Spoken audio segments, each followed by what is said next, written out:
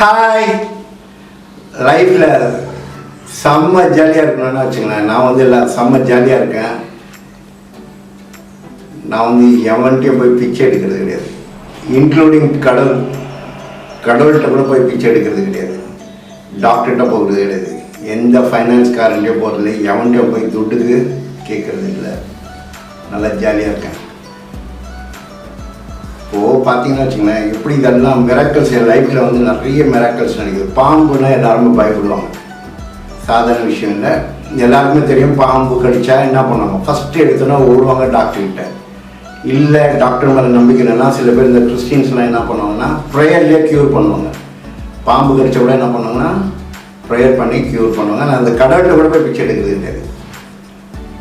பாம்பு கடிக்கு என்னை வந்து ஒரு வாட்டி இல்லை 2 வாட்டி இல்லை நிறைய வாட்டி கடிச்சாலும், பாம்பு கடிக்கிறது கூட எப்படின்னா நான் போய் தானா அது வந்து கடிக்கிறது இல்லை. நான் அந்த பாம்பு கூட போய் விளையாடிச்சேன், அது லவ் பண்ணிச்சேன். நான் பாம்பு கூட விட்டு வைக்கிறதில்ல, பாம்பு கூட லவ் பண்ணிட்டு தான் இருக்கேன். அடுத்தது பார்த்தீங்கன்னா வச்சுக்கோங்களேன், சின்ன நம்ம கால் ஊசி கூட கிடையாது, கொசு கடிச்சு எவ்வளோ பேர் செத்து போயிருக்காங்க. டெங்கு காய்ச்சல் அதில் வந்து எவ்வளோ பேர் செத்து போயிருக்காங்க.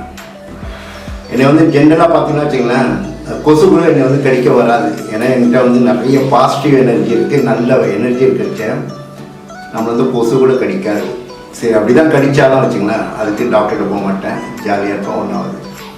அடுத்தது தெரு நாய், இந்த சோரி பிடிச்ச நாய்ங்க இருக்குது பார்த்தீங்களா, அது கூட விட்டு வைக்க மாட்டேன், அதையும் போய் லவ் பண்ணிகிட்டு இருப்பேன். அது கடிக்கணும் அப்படின்னா மேலே ஏறிட்டு விளாடிக்கிட்டே இருக்கும். ஓவராக மஜா அது பிடிச்சிருச்சுன்னா வச்சுங்களேன், கடிச்சு விடும். அது கடிக்கடிச்சு என்ன கையில் ரத்தம் வரும். சரி அதுக்குன்னு போய் தொப்பலை சுற்றி ஊசி போடணும் ஏதோ சொல்லுவாங்க, அதுக்கு தௌசண்ட்ஸில் செலவு பண்ணுவாங்க.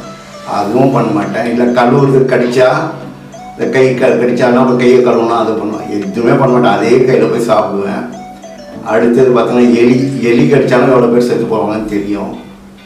இந்த மாதிரி இப்போ ரீசெண்டாக பார்த்தீங்கன்னா வச்சுக்கலாம், இந்த கொரோனா அந்த டைமில் எல்லாம் மாஸ்க்கை போட்டுட்டு கஷாயம் குடிச்சிக்கிட்டு எல்லாம் எவ்வளோ பேர் என்னென்ன பண்ணாங்க.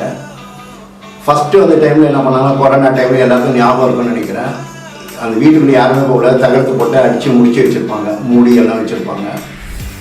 அவங்க வீட்டுக்குள்ளே போயிட்டு அவங்க கூட மாஸ்க் போடாமல் கிட்டக்கிறது பண்ணியிருக்கேன். இதெல்லாம் ஏன் சொல்கிறேன்னா வச்சுக்கோங்களேன், நம்ம லைஃப்பில் ஜாலியாக இருந்தோன்னா வச்சுக்கோங்களேன், அது எப்பேற்பட்ட பாய்சன் வந்தாலும் லைஃப்பில் வந்து நல்லா இருக்கலாம்.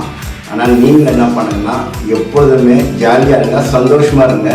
சந்தோஷமாக இருந்தாங்கன்னா எவ்வளோ பெரிய பாய்சன் இருந்தாலும் நம்மகிட்ட வரவே வராது. சந்தோஷமாக லைஃப்பை ஓட்டுங்க. பாய் பாய், தேங்க்யூ.